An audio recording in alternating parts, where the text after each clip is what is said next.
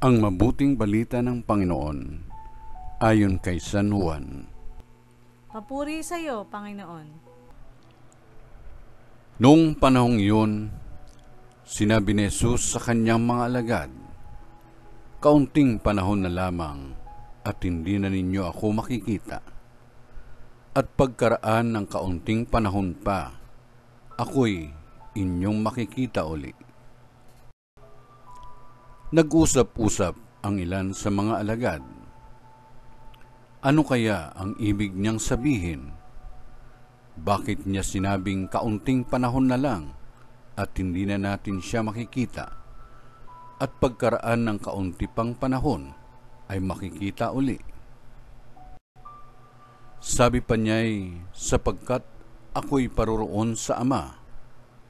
Ano kaya ang ibig sabihin ng kaunting panahon na lamang? Hindi natin maunawaan. Naramdaman ni Jesus na ibig nilang magtanong.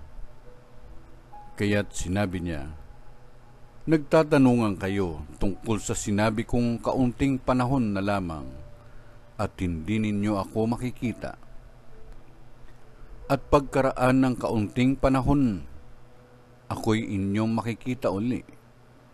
Sinasabi ko sa inyo, tatangis kayo at magdadalamhati, ngunit magagalak ang sanlibutan.